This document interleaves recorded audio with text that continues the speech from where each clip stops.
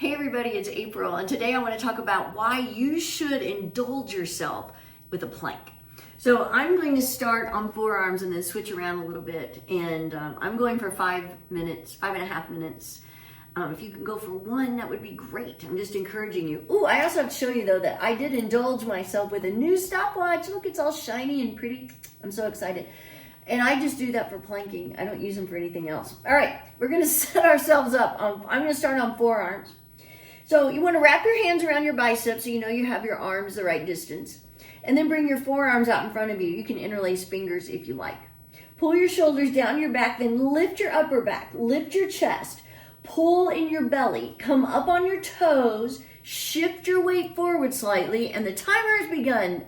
My shiny little stopwatch, I love it. So, but once you're in your plank, once you've started your timer, you're going to do all of that again, all that setup again. Press into the floor again, pull in your belly again, tighten up your glutes, press your heels back. So you've got it going on. You've got everything activated. And it's really important to keep checking back in, especially with the abs part. It's really easy to just start relaxing, and the longer you hold, and it starts feeling pretty good, it seems a little easier. And chances are, if it's feeling easy, then that means you need to readjust and that you're maybe not doing it correctly. And the biggest thing is pulling in your belly. And you know, that's one of the great things you're getting out of this is you're strengthening your core. And that is your abs, but it's also your lower back. So if you do start feeling it in your lower back, wait a minute, I'm going to switch to my hands. And by feeling it, I mean feeling crunching or pressure in your lower back, then that means you're probably not engaging your core enough. So my topic today, though, is why you should indulge yourself. Now, if you think about the definition of indulge, it's to allow yourself to enjoy the pleasure of something, to indulge in something that maybe you've been keeping yourself from doing. A lot of times people will talk about indulging in chocolate or with a piece of chocolate or something like that.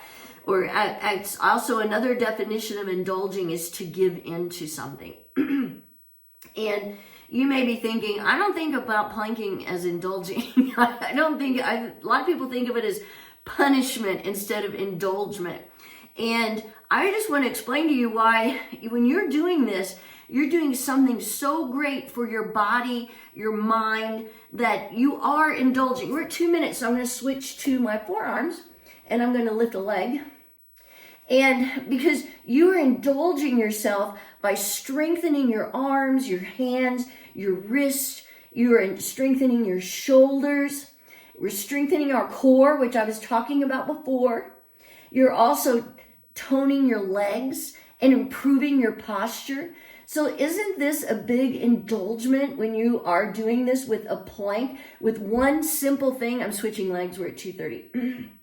And I know it isn't simple, but it's something that you can do anywhere, anytime. You can indulge yourself in a plank while you're at the office or while you're on vacation. You can indulge yourself like, oh, wait, I'm not going to slack while I'm on vacation. I'm going to go ahead and do a plank and keep myself in shape. Isn't that something to indulge yourself in? Keeping yourself in shape. We're at 3 minutes. I'm switching to side plank.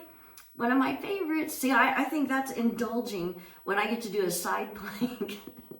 So in side plank, you want to stack your feet or bring your top foot in front of you. Actively lift your hips, reach your top arm to the sky. Press the sole of your bottom foot toward the floor. You want to make sure you're not collapsing into that bottom ankle bone.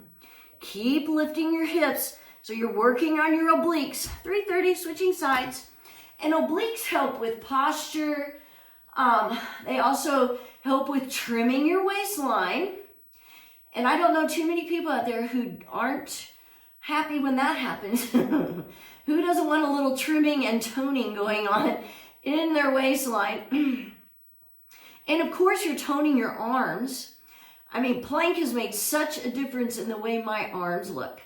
And so I'll have to say, 4 minutes, I'm coming back to my hands, that planking has been such an indulgence for me as far as you know, for a 62-year-old woman, and to have great arms and a strong core, and I can hold a plank for 5.5 minutes and talk while I'm doing it.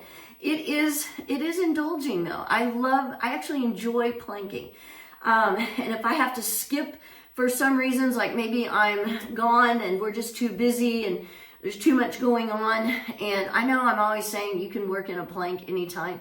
Sometimes it just doesn't happen. And I'll have to say, when we're traveling, sometimes I don't have a place to plank.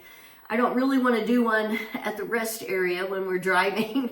But so when we do get to where we're going though, if I can work in one, oh, it's such an indulgence. It's so nice to be able to do a plank that I know is so good for me. 5 minutes.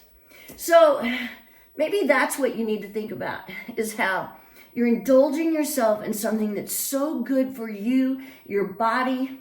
It's also a mood booster. It can help prevent and alleviate depression.